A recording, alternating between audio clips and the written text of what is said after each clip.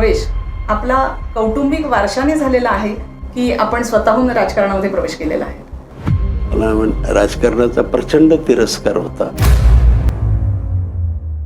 Sir नमस्कार, या पॉडकास्टमध्ये आपलं स्वागत आहे. माझा पहिला प्रश्न आपल्याला असा असेल की आपण मूळचे व्यावसायिक आहात, त्याच्यानंतर आपण राजकारणामध्ये प्रवेश केला, तर राजकारणातला हा प्रवेश आपला कौटुंबिक वारशाने झालेला आहे की आपण स्वतःहून राजकारणामध्ये प्रवेश केलेला आहे? नमस्कार, मी 1957चा जन्म, वडील जिल्हा परिषदेचे शिक्षक. स्वाभाविकपणे शिक्षकाचा मुलगा एक चांगला उच्च शिक्षित होईल असा तर्क असतो, परंतु मी 10वी पर्यंत शिक्षण झालं. 10वीला काही तांत्रिक अडचणीमुळं वैद्यकीय डॉक्टरनी शाळा सोडण्याचा सल्ला दिला. मजबूरपोटी शाळा सोडली, इच्छा नसताना सोडली. अर्थात त्यावेळेस आनंद झाला शाळा सोडताना त्या वयात, परंतु त्याचा पश्चात पुढच्या काळामध्ये वारंवार होत गेला. आहे त्या प्राप्त परिस्थिती आपल्याला पुढे जायचं आहे. आणि 2 वर्ष शाळा सोडल्यानंतर स्वाभाविकपणे मनामध्ये उचल काढली की आता आपण सज्ञान झालेलो आहोत. आता आपल्या आई वडिलांना भार आपला असू नये, आपण स्वतःच्या पायावर उभारलं पाहिजे,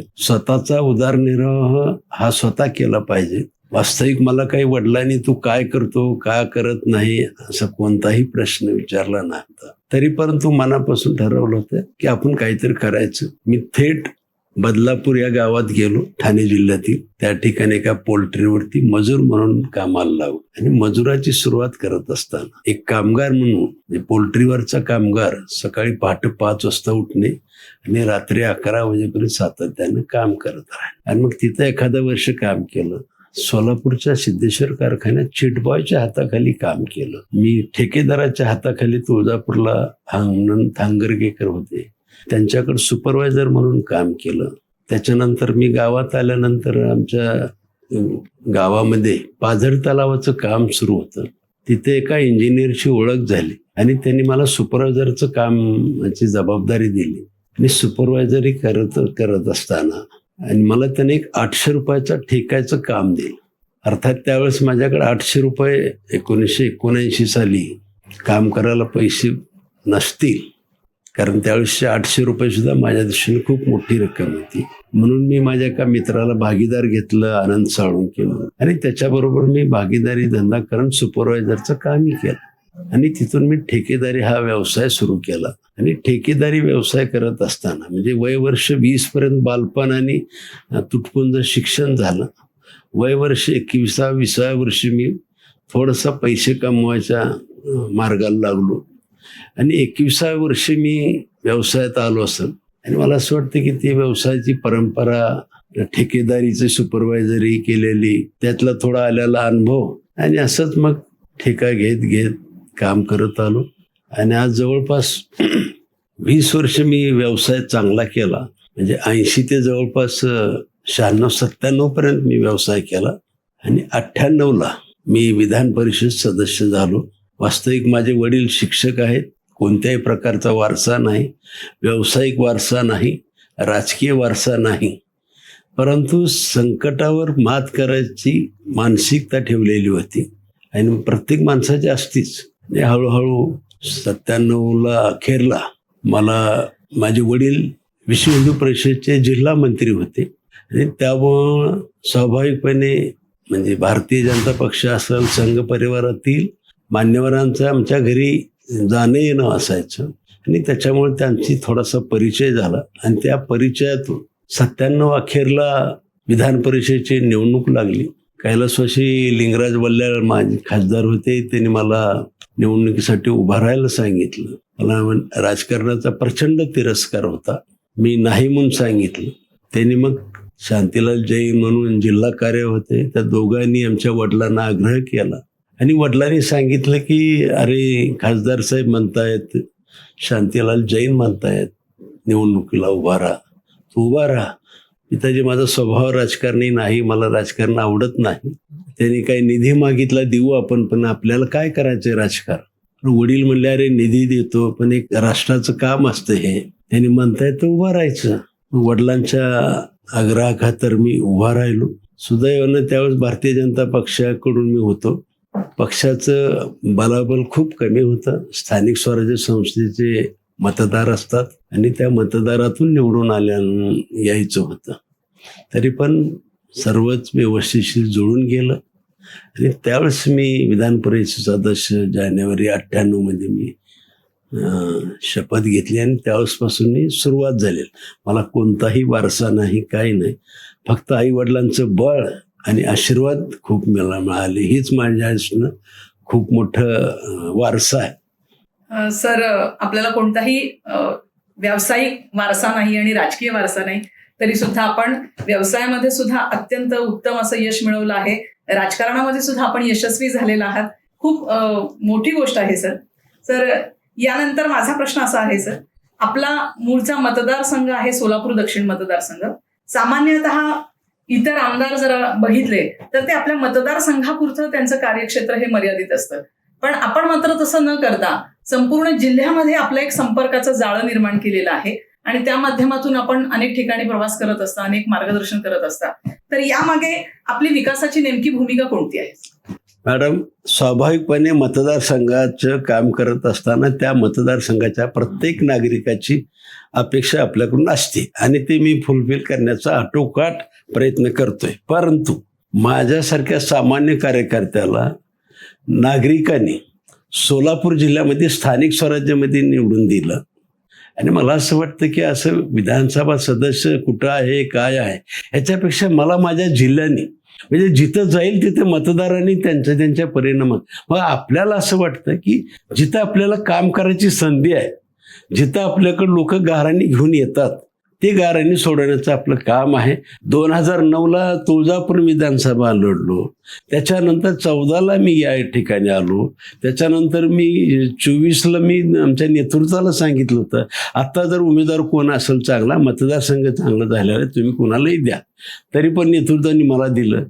तिथल्या नागरिकांनी सोलापूरमध्ये सर्वात जास्त मतदान 77,000 मताधिक्याने मला निवडून दिलं आणि मी असं संकुच केला तर मला नागरिक सुद्धा म्हणतील हा संकुचित स्वभावाचा आहे. त्याच्यामुळे मला असं वाटतं की नागरिक सोलापूर जिल्ह्यात जेवढे प्रयत्न म्हणजे मदत करतात तेवढी माझी सुद्धा जबाबदारी आहे, त्यांच्यासाठी सेवेचं वृत्त म्हणून काम करण्याची गरज आहे. नक्कीच सर. केवळ आपला विद्यमान मतदारसंघ आहे दक्षिण सोलापूर, एवढ्यापुरतंच आपण मर्यादित न राहता पूर्ण जिल्ह्यामध्ये आपण एवढं काम केलेलं आहे आणि त्यामुळेच लोक प्रेमाने तुम्हाला आमचे बापू असं संबोधतात आणि आपल्याकडं वेगवेगळ्या प्रश्नांवरती त्या समस्येचं समाधान मिळेल यासाठी म्हणून ते आपल्याकडे येत असतात. सर, आपण मगाशी उल्लेख केला की तुमच्याकडे कोणताही राजकीय वारसा नाही, व्यावसायिक वारसा नाही, शून्यातनं आपण आपलं विश्व निर्माण केलेलं आहे. पहिला व्यावसायिक ठेका घेताना 800 रुपये सुद्धा तुमच्याकडे नव्हते, ते उभं करताना सुद्धा आपल्याला खूप कष्ट झालेले आहेत. तर याच कष्टाची जाणीव ठेवून आपण पुढे जाऊन एक लोकमंगल बहुउद्देशीय संस्था जी आहे तर ती स्थापन केलेली आहे. तर लोकमंगल म्हटलं की आमदार सुभाष बापू आणि सुभाष बापू म्हटलं की लोकमंगल उद्योग समूह, असं एक अतूट आणि प्रेमाचं समीकरण जे आहे तर ते आपण निर्माण केलेलं आहे. तर लोकमंगल बहुउद्देशीय संस्था स्थापन करण्यामागे आपला मूळ उद्देश काय होता? सार्वजनिक जीवनात ज्यावेळेस मी 98ला प्रवेश केला, मला सुरुवातीचे 2-3 महिने प्रश्नाची उकल कशी सोडवायची समजत नव्हतं. नागरिक येत होते त्याप्रमाणे त्याला काम देण्याचा प्रयत्न करत होतो, चिठ्ठी फोन करत होतो, परंतु परत प्रतिसाद लोकांच्याकडून असा येत होता की आम्हाला DCC बँकेचं कर्ज मिळालं नाही आपल्या चिठ्ठीवरती, आपला फोनवरती आमचा ऊस गेला नाही, आमच्या फोनवरती दूध घेतलं नाही लोकांनी, असे वेगवेगळे प्रश्न निर्माण व्हायचे. आणि मग लक्षात आलं की आपण काहीतरी स्वतंत्र केलं पाहिजे. 28/4/98ला पहिली लोकमंगल बँकेची सुरुवात केली. का त्याच्यात 2 उद्देश झाले. एक तरी जिल्हा मध्यवर्ती बँक ही आमच्या कार्यकर्त्याला कर्जच देत नव्हती आणि दुसरं म्हणजे मी स्वतः व्यवसाय करताना किमान 10% दरमहा व्याजदरानं पैसे काढलेले होते. एक होईल की आत्ता जर आपण बँक काढली तर ठेवीदाराचा विश्वास संपादन केला, ज्यांना गरज आहे त्यांना जर आपण मदत केली आपल्या बँकेतून तर ते एक प्रकारचा आधार होईल आपल्या कार्यकर्त्याला आपण कर्ज उभारण्यासाठी मदत करू शकू, किंबहुना जे नवीन उद्योजक आहेत त्या नवीन उद्योजकाला जो त्रास मला झालेला आहे तो त्यांना होऊ नये म्हणून तो केला. पर्याय निर्माण करण्याचा प्रयत्न करतो. मी रडत राहिलो ना, कोणत्याही गोष्टीला पर्याय केलेला आहे. आणि त्यावेळेस सुद्धा मग पहिला साखर कारखाना सोलापूरमध्ये आपण काढलेला आहे. याचबरोबर दुधाच्याही बाबतीत असंच होत होतं. दुधाच्याही बाबतीत तेच केलेलं आहे. दूध सुद्धा आमच्या कार्यकर्त्याचं जात नव्हतं आणि त्याच्यामुळं दूध डेअरी सुद्धा काढायचा प्रयत्न, प्रत्येक ठिकाणी समाजाला पर्याय उभा करण्याचा प्रयत्न केला. म्हणून पक्षाने मला शिकवलं काय, कुणी उमेदवार नसेल तर पर्याय आहे कुठंतरी काय म्हणून, जिथं कोणी नाही तिथं सुभाष देशमुख आहे. अशा भावनेतून मला असं वाटतं की असे अनेक व्यवसाय लोकमंगलच्या माध्यमातून मी करण्याचा प्रयत्न केला. हेतू एकच की आपल्याला जो त्रास झाला तो पुढच्या नागरिकाला होणे आणि आपल्या कार्यकर्त्याला स्वतःच्या पायावर उभा राहता यावं, हा त्यामागचा हेतू. नक्कीच सर, स्वतःला आलेल्या अनुभवातून, बऱ्या वाईट अनुभवातनं तुम्ही जे शिकलात त्याच आधारावरती लोकमंगलच्या माध्यमातून तुम्ही अनेक संसार उभे केलेले आहेत. लोकमंगलच्या माध्यमातून अनेक समाजोपयोगी योजना ज्या आहेत तर त्या राबवल्या जातात. उदाहरणार्थ सामूहिक विवाह सोहळा असेल, विद्यार्थ्यांसाठी लोटस योजना असेल, जलसंधारणाची कामे करण्यासाठी म्हणून जलसंधारण योजना असतील, अशा अनेक योजना लोकमंगलच्या माध्यमातून राबवल्या जातात. सर, आपली आवडती योजना कोणती आहे त्यामागची? मी माझी आवडीवर काम करत नाही, समाजाच्या गरजेवर त्या त्या प्रसंगांना रूप काम करण्याचा प्रयत्न केला. आपण सामुदायिक विवाहाचा विषय काढला. लोकसभामध्ये सदस्य असताना सातत्यानं शेतकऱ्याच्या आत्महत्यावरती चर्चा होत होती आणि चर्चेतून सारखं येत होतं, शेतकऱ्यांच्या मुलामुलींच्या लग्नाला कर्ज काढावी लागतात, कर्ज ते फिटत नाहीत, नाही फिटलं की सावकाराचा तगादा, बँकेचा तगादा, आणि ह्या तगाद्यामुळं मग शेत विकणं सगळं होतं असतं आणि नाहीतर कर्ज फिटत नाही. मग तो शेतकरी आत्महत्या करतो. आणि मग ह्याच्यातून एकच वाटलं, आपण सगळ्या देशाच्या आत्महत्या थांबवू शकणार नाही, परंतु एक जरी आपण आत्महत्या थांबवली तर मला असं वाटतं की आपल्या लोकसभामध्ये येण्याचं सार्थक झालं असं वाटतं. आणि मी 2004ला खासदार झालो. 6ला हे प्रसंग म्हणजे सातत्यानं भेडसावत होते. मी 6ला पहिला सामुदायिक विवाह. आज 20 वर्ष झाले सातत्य आहे. उलट तुळजापूरला मी लढलो, धाराशिव जिल्ह्यातही करतो आणि सोलापूर जिल्ह्यात पण सातत्याने जवळपास 46-47 सामुदायिक विवाह झालेत. 3,500 मुलीचा बाप आणि 3,500 जावायचा सासरा झाला. आता ह्याच्यातलं एक 2-4 जरी आत्महत्या थांबवता आल्या तर हे माझ्या जीवनाचं, माझ्या राजकीय जीवनाचं सार्थक झालं असं म्हणतो. डब्याचा विषय जो आहे आता, अन्नपूर्णा आमची योजना असेल. अन्नपूर्णामध्ये मी छत्रपती संभाजी महाराजांचं महानाट्य मी सोलापूरला घेतलं होतं आणि त्या महानाट्यामध्ये माझ्या एका भगिनींनी एक चिठ्ठी दिली मला, असले महानाट्य करण्यापेक्षा उपाशी असलेल्या लोकांना जेवू घाला 2 घासाचा. मला वेदना झाल्या. म्हणजे असं काय लिहिलंय त्याने, शुभांगी भोसले म्हणून नाव होतं, त्यांचा नंबर दिला होता. मी त्यांना बोलवून घेतलं काय म्हणणं. मग त्यांनी म्हटले की तुम्हाला उद्या सकाळी वेळ असेल तर आपण प्रत्यक्ष दाखवते उपासमारी काय असते. मग मी उद्या दुसऱ्या दिवशी गेलो. एका सदग्रस्त 82-83 वर्षाचे असतील, त्यांना विचारा म्हणले जेवण कसं करतात तुमचं उदाहरण. त्यांना विचारलं, बाबा तुम्ही जेवता कसं, मुलं काय करतात? मुलं नाहीत म्हटले. शेजारी पिठाची गिरणी आहे, त्या पिठाच्या गिरणी संध्याकाळी झाडून घेतो, पीठ गोळा करतो, त्याच्यात पाणी आणि मीठ टाकतो आणि त्याच्यावर माझा उदरनिर्वाह. स्वाभाविकपणे मन हेलावून टाकणारी ही घटना आहे खरं म्हणजे. आणि मग त्या दिवशी ठरवलं की आपण डबे सुरू करायचे. आज 13 वर्ष झाले मला, एकही दिवस म्हणजे बंद नाही. कोणत्याही दिवशी दुर्घटना जरी कुठे झाली आमच्याकडे तरी सुद्धा आपण दिलं. कोणता सणवार नाही, काय नाही, पण उलट सणवाराला त्यांना गोड जेवण देता येतं इतक्यापर्यंत प्रयत्न करतो. गरीब मुलं आहेत, त्यांचं शिक्षण पैशामुळे थांबवू नये म्हणून त्यांना सुद्धा अर्थसहाय्य करायचं आहे. आपण जलसंधारणचा विषय काढला. अनेक वेळा दुष्काळ पडतोय येतो आणि मग मला असं वाटलं की आपण आपल्या आजूबाजूला जरा नाल्याचं रुंदीकरण करावं, खोलीकरण करावं, बंधारे बांधा. आपण लोकसहभागातून तोही विचार केला, त्याचंही काम केलेलं आहे. लोकसहभागातून तळ्यातून गाळ काढायचा आणि तो शेतीवर टाकायचा, ते सुद्धा काम केलं. सरकारने उलट आत्ता योजना आणली. ती आणि मला सार्थ अभिमान आहे. आता सामुदायिक विवाह लोक करतायत, चांगली गोष्ट आहे. शेवटी अनुकरण केलं पाहिजे, समाजाचं वेद नाही ते. त्याच्यामुळे माझं काम आवडतं एकच आहे, जिथं खरी गरज आहे ती गरजेवर काम करणं हेच मला आवडतं. त्याच्यामुळे विषय कुठला हा विषय नाही, कोणताही विषय असू द्या, त्या परिसराची जी आवश्यकता आहे ती आवश्यकता बघून काम करणं आवडतं मला. साहजिक आहे सर, आपण आपली आवड विचारात न घेता समाजाची गरज लक्षात घेऊन अतिशय संवेदनशीलपणे, म्हणजे तुम्ही राजकारणामध्ये हारलात किंवा जिंकलात हा प्रश्न महत्वाचा न ठेवता या सर्व योजनांमध्ये ज्या खूप समाजोपयोगी आहेत आणि अतिशय संवेदनशील आहेत, तर या योजना आपण सातत्याने चालू ठेवलेल्या आहेत. तर हा अतिशय कौतुकाचा विषय आहे सर. आपण लोकमंगल इतकं यशस्वी केलेलं आहे. या लोकमंगलच्या यशानंतर आपण अजून एक अभिनव संकल्पना सुरू केली सोलापूरमध्ये, सोलापूर सोशल फाउंडेशन. तर सोलापूर सोशल फाउंडेशनच्या मागची काय संकल्पना आहे सर आपली? मी 16-17च्या दरम्यान राज्याचा मंत्री म्हणून मला देवेंद्र फडणवीसांनी संधी दिली. मंत्री झाल्यानंतर अनेकाकडून त्या लोकमंगलच्या विषयावरती प्रचंड भडीमार होत होत. म्हणजे असंच झालं तसंच झालं, तर संस्था आहे काहीतरी थोडं जरी चुकलं तर ते लोकमंगलचं असं झालं तसं झालं. आणि मग ते त्याच्यावर फार मी चर्चा न करता ह्याला काहीतरी पर्याय काढला पाहिजे. आपण सोलापूरचे मंत्री आहोत, मग आपण काय केलं पाहिजे? सोलापूरला गरज कशाच्या? रोजगाराची गरज असते. सोलापूरला गरज आहे मार्केटिंगची गरज असते.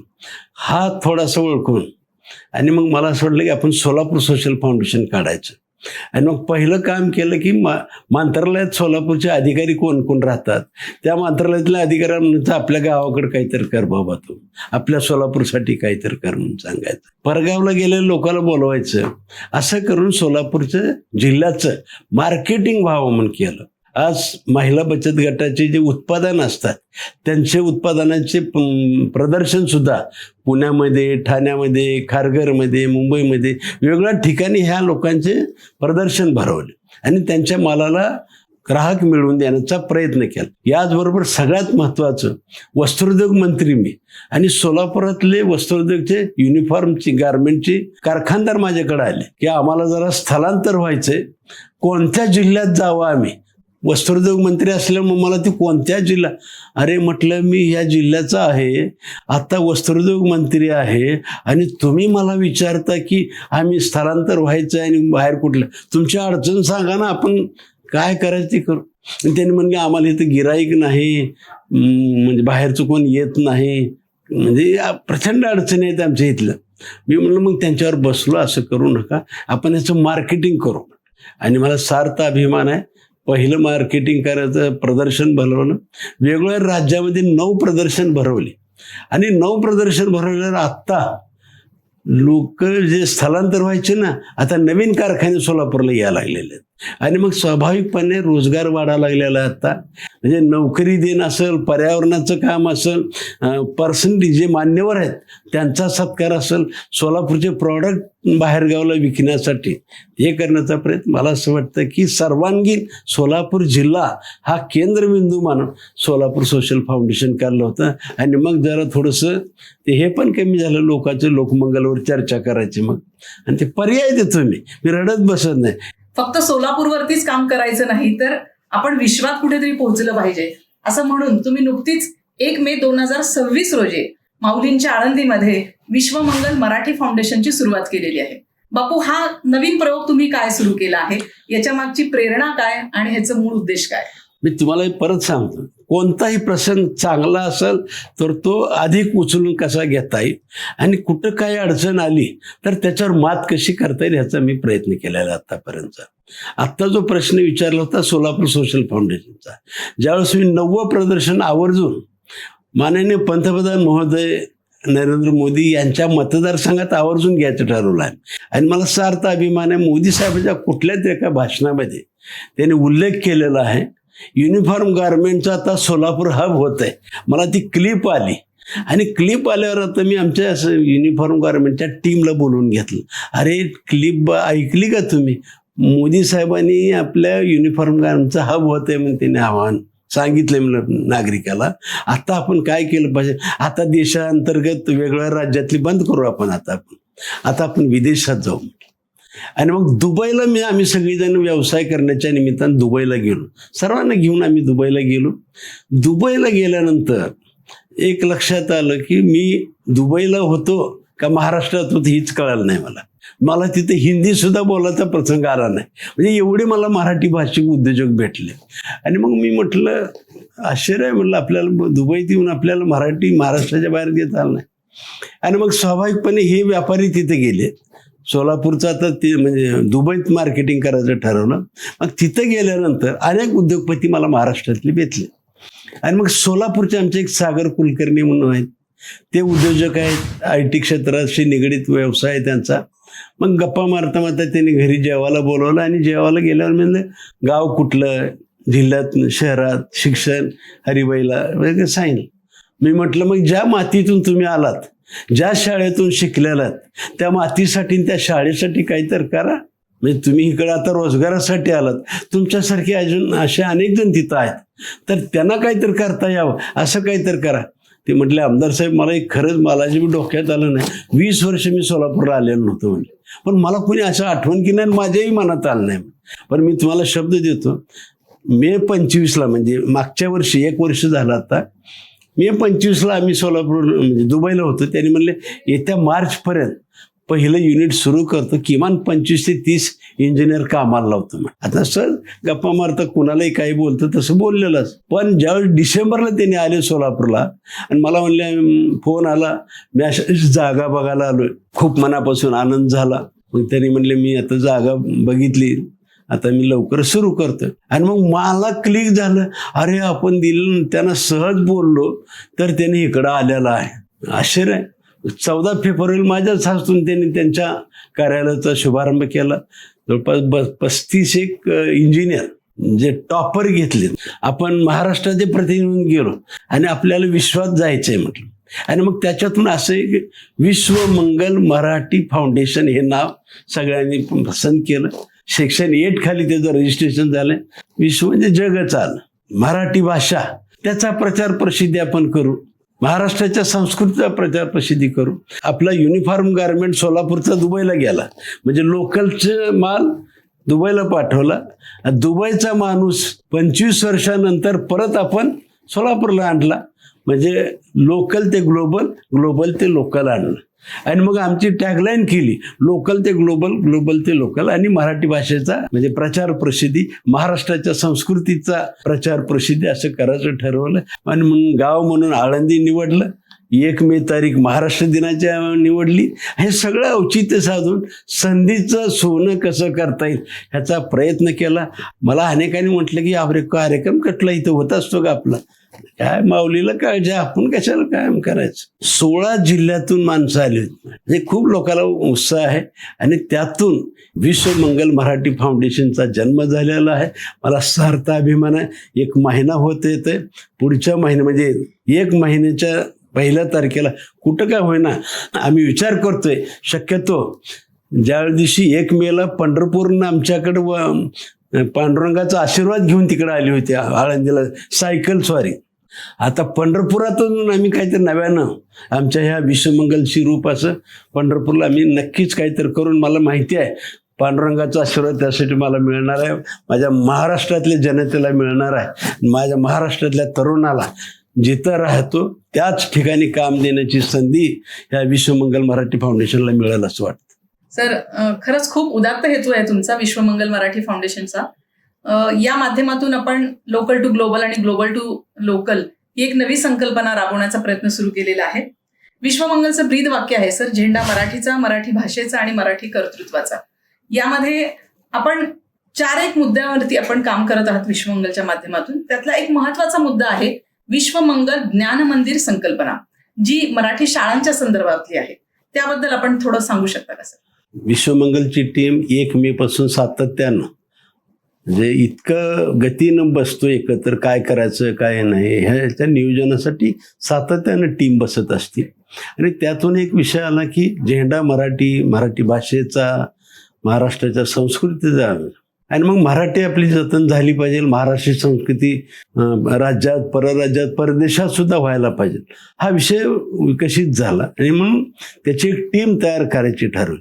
करत असताना एक कार्यकर्ता असे म्हटले की तुम्ही जगाच्या पाठीवर मराठी घेऊन चाललात, परराज्यात मराठी घेऊन चाललात, पण आमची महाराष्ट्रातली मराठी शाळा बंद पडतायत. मराठी भाषेचा पाया म्हणजे आमच्या ह्या मराठी शाळा आहेत आणि आज मराठी शाळा कमी होत चालल्यात, दर्जा कमी होत चाललाय. आपण पुढे झालो पण मागं आपलं सपाट व्हायला, इंग्रजी माध्यमाच्या शाळा वाढत चाललेल्या आहेत. आणि मग ह्याच्यातून एक विषय आला की आपण एक काम करू, पहिल्यांदा आपल्या मराठी शाळा ज्या आहेत, मग नगरपालिका असू, जिल्हा परिषद असू किंवा महानगरपालिकेच्या मराठी शाळा त्या जतन केल्या पाहिजे असं एक आमच्या ह्याच्यातून ठरलं. आणि मग आढावा घेत असताना असं लक्षात आलं की मराठी शाळा थोड्याशा कमी होत चालल्यात का, बंद होत चाललेल्या आहेत. मग त्याआधी कशा वाढत, त्याची गुणवत्ता, शैक्षणिक गुणवत्ता आणि भौतिक गुणवत्ता सुद्धा म्हणजे गरजा ह्या कशा पुरवल्या जातील त्याच्यावर चर्चा करू. आणि एक संकल्प केलाय, महाराष्ट्रातल्या किमान 1000 शाळा ज्या आहेत अशा करता येतील का, जिथं भौतिक सुविधा पुरवता येतील आणि बौद्धिक गुणवत्ता कशी वाढेल ह्याच्यावर चिंतन करून त्याच्यावर एक कमिटी केलेली आहे आणि ती कमिटी ह्याच्यावर चर्चा करते. आणि त्याच्यामुळं महाराष्ट्रातल्या ज्या शाळा मोडकळीस यायला लागलेल्या आहेत तिथं काहीतरी करून किमान 1000 शाळा ह्या दर्जेदार व्हाव्यात आणि मराठी माणूस, मराठी मुलं घडली गेली पाहिजे आणि हीच परत परराज्यात, परदेशात सुद्धा जाऊन आपल्या मराठी भाषेची संस्कृती, मराठी भाषेचा प्रचार करू शकतील. म्हणून ज्ञानमंदिर, त्याला नाव सुद्धा ज्ञानमंदिर देऊ म्हटले आणि म्हणून ते ज्ञानमंदिर सुधारण्याचा संकल्प केलेला आहे. सर, आपण विश्वमंगल मराठी फाउंडेशनची नुकतीच स्थापना केलेली आहे. राजकारण, व्यवसाय किंवा समाजकारण या कारणांसाठी आपण जगामध्ये अनेक देशांमध्ये प्रवास केलेला असेल. या प्रवासामध्ये आपल्याला अनेक मराठी यशस्वी उद्योजक देखील भेटले असतील. तर विश्वमंगल मराठी फाउंडेशनच्या माध्यमातून महाराष्ट्रातले जे छोटे उद्योग असतील किंवा स्टार्टअप उद्योग असतील तर यांना जागतिक पातळीवरती, म्हणजे जे आपलं ब्रीदवाक्य आहे लोकल टू ग्लोबल, तर यांना जागतिक पातळीवरती नेण्यासाठी म्हणून आपण विश्वमंगलच्या माध्यमातून काय प्रयत्न करणार आहात सर? खूप महत्त्वाचा प्रश्न आहे मॅडम. आज व्यवसाय उभा करण्याची गरज आहे, स्टार्टअपची गरज आहे. सरकारच्या पद्धतीनं काम करण्याचा प्रयत्न करतच असतो, त्याचाही त्या तरुणांना फायदा करून द्यायचाच आहे. स्टार्टअपच्या ह्याला अनेक अडचणी आहेत. त्याला जामीनदाराची अडचण असती, त्याला तारण द्यायची अडचण असती, सरकारची मुद्रा योजना जरी असली तरी त्यात टप्पे असतात, लोकांना लगेच पुढे जायचं असतं. आणि म्हणून मला असं वाटतं ह्या माध्यमाने त्याच्या ज्या अडचणी आहेत त्यावेळी जर सोडवल्या, लवकर त्याला कर्ज उभा केलं तर तो उभा राहू शकतो. आणि मग वेगवेगळ्या विषयाचे, वेगवेगळ्या उद्योगाचे एकत्र माणसं आठवड्यातून एकदा बसले आणि त्यांची एकमेकाची चर्चा झाली आणि मग एकमेकाची मदत झाली. आणि मग एखाद्या वेळेस आता गावातला व्यवसाय झालेला, गावातली गरज काय आहे, गावातून काय काय उत्पादन जास्तीत जास्त होतं ते उत्पादन आता तालुक्याला घेऊन जायचं. मग तालुक्यातला एखाद्या त्याच्या गरजेनुसार एखादा तज्ज्ञ माणूस, एखादा ह्यांचा माल घेणारा माणूस त्या इथे एक्सपर्ट जर आला तर तो तालुक्याला माल जाईल. असाच तालुक्या असून परदेशापर्यंत सुद्धा वेगवेगळ्या भागातली माणसं, वेगवेगळ्या उद्योगातली माणसं, आयात निर्यात करणारी माणसं. मी तर असं म्हणन की या गावावरून त्या गावाला जरी केलं तरी ते आयात निर्यात झाली माझ्या दृष्टीने. आमचा भारत देश जवळपास 150 कोटी लोकसंख्या असलेली, आमचीच बाजारपेठ एवढी मोठी आहे. म्हणजे उलट आमच्याकडे लोकांनी आकर्षण व्हायला पाहिजे. म्हणजे जास्तीत जास्त स्थानिक पातळीवरती रोजगार कसा वाढेल, रोजगार मागणाऱ्या तरुणापेक्षा रोजगार निर्माण करणारा तरुण गावात कसा करता येईल, एका उत्पादनानं गाव पुढे आणता येईल का, एक गाव एक उत्पादन, एक गाव एक उद्योजक, असं काहीतरी करून एक मॉडेल तयार करून मला असं वाटतं की ते सुद्धा आम्ही भविष्यात टीम तयार करू. शक्यता आहे की पहिली त्याच्यावरच भर देणार आहे. शेवटी रोजगाराशिवाय पोट भरल्याशिवाय उपयोग नाही. शहराकडे जावं तर इथं जे तुटपून पगार मिळतो त्यात भागत नाही, ग्रामीणला लावं तर रोजगार मिळत नाही. अशा असंख्य अडचणीतून हा तरुण हातबल झालेला आहे. आणि म्हणून हातबल न होता गावात राहून गावातल्या गावात उद्योग कसा करता येईल त्यासाठी ज्या काही अडचणी आहेत हे आमच्या टीमनं सोडवून त्यांना मदत करण्याचा प्रयत्न करू आणि जास्तीत जास्त मुलं हे गावात तयार करू आणि मग इथं तयार झालेलं माल ग्लोबलला पाठवू आणि ग्लोबलवरनं कमीत कमी कसा आणता येईल त्याचा प्रयत्न करू. महाराष्ट्रातले अनेक मराठी तरुण उद्योजक हे बाहेर देशामध्ये गेलेले आहेत आणि तिथे ते अत्यंत मोठ्या प्रमाणामध्ये यशस्वी झालेले आहेत. तर या बाहेर देशामध्ये यशस्वी उद्योजक असलेल्या उद्योजकांना आपण विश्वमंगलतर्फे काय आवाहन कराल?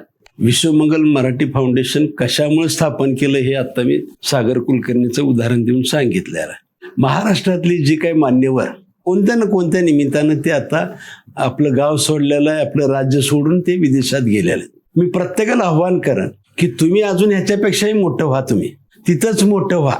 म्हणजे मोठं होऊ नका असं नाही, किंवा परत आला तर स्वागतच आहे, पण परत येण्याच्या बाबतीत आग्रह नाही करणार.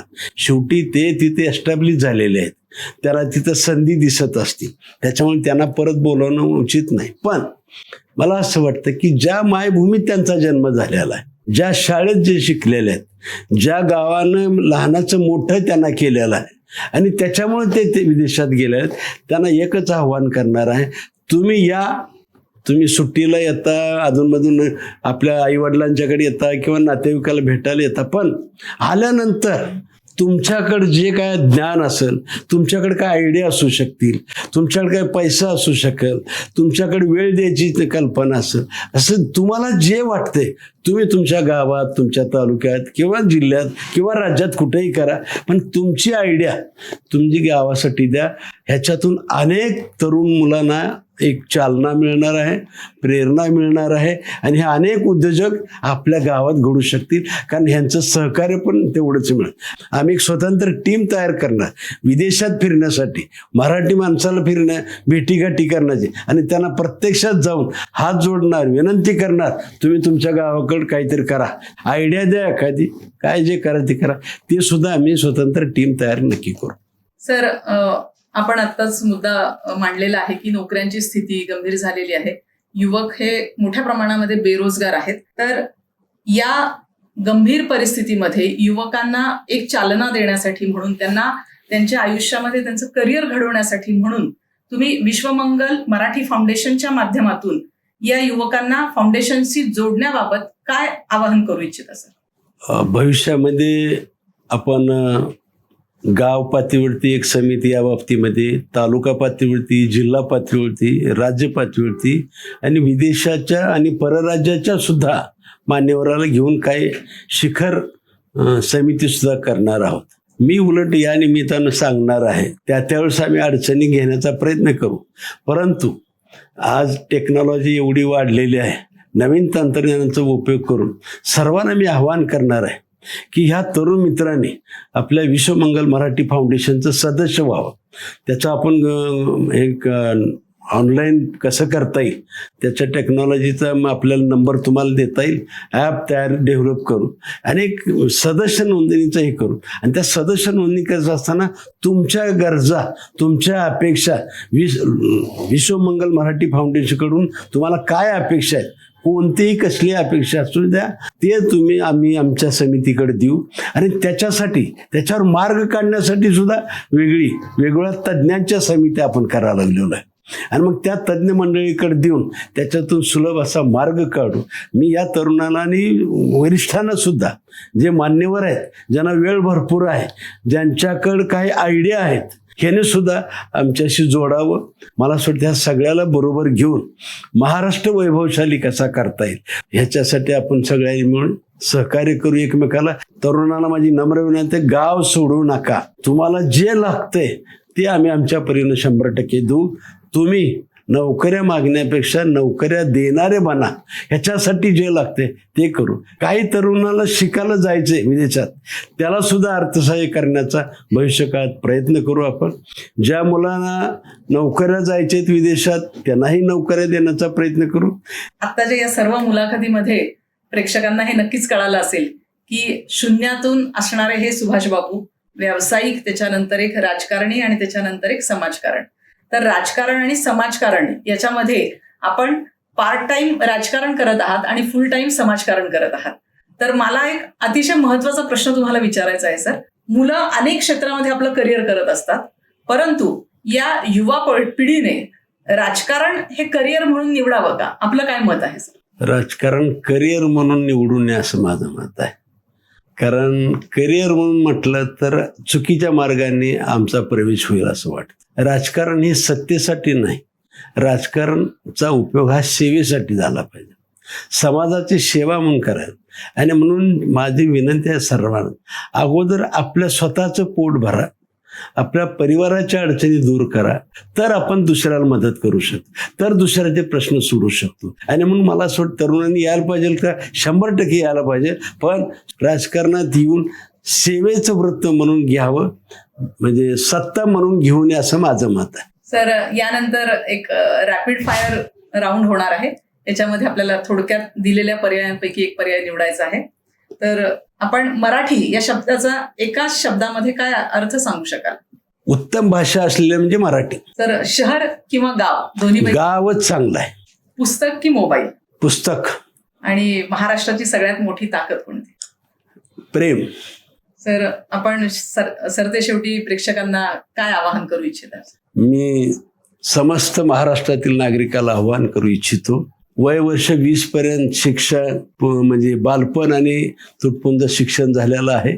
20 वर्ष ते 40 वर्षापर्यंत खूप छान व्यवसाय केलेला आहे. 40 वर्षानंतर सुदैवानं किंवा कसंही अनावधानानं म्हणून राजकारणात आलो आणि 60 वर्षानंतर आता ठरवलं की केवळ समाजसेवा जेवढी जास्तीत जास्त करता येईल, मग ते राजकारणाच्या माध्यमातून असो आणि प्रत्यक्षात समाजकारण करण्याचं असो, त्याच्यावर मला असं वाटतं की आता जास्तीत जास्त समाजकारणावरती भर देतो. आपल्या समस्त महाराष्ट्रातल्या जनतेला आव्हान आहे, आपण विश्वमंगल मराठी फाउंडेशनला जोडावे, सदस्य व्हावं, एवढंच मी नम्र विनंती करतो. आपण मला जे प्रश्न विचारलेत, माझ्याकडनं काही चुकलं असेल तर आपण सर्वांनी क्षमासू असा. सर, आपण या पॉडकास्टच्या माध्यमातून समाजाला, विशेषतः युवकांना अतिशय छान असा संदेश दिलेला आहे. आपण राजकारणामध्ये तर सक्रिय आहातच, समाजकारणामध्ये त्याहीपेक्षा जास्त सक्रिय आहात. सततचा जनसंपर्क, सततचा प्रवास या समाजकारणामध्ये नवनवीन योजना आणि संकल्प राबवणं ही आपली खासियत आहे. सर, आपला उत्साह जो आहे तो तरुणांना लाजवेल असा उत्साह आहे. विश्वमंगल मराठी फाउंडेशनच्या माध्यमातून आपण लोकल टू ग्लोबल आणि ग्लोबल टू लोकल अशी एक अनोखी संकल्पना राबवत आहात. तरुणांचं होणारं जे स्थलांतर आहे, ज्याच्यामुळे बकाल शहरं निर्माण होत आहेत, त्या समस्येवरती अतिशय प्रभावीपणे आपण उपाय शोधण्याचा प्रयत्न करत आहात. आपला हा प्रामाणिक प्रयत्न अतिशय वाखाणण्यासारखा आहे. सर, आपल्या आणि आपल्या संपूर्ण विश्वमंगल मराठी फाउंडेशनच्या टीमला माझ्याकडून खूप खूप शुभेच्छा. सर, आज आपण आलात आणि एवढं छान मार्गदर्शन केलं त्याबद्दल आपले खूप खूप आभार. खूप खूप धन्यवाद.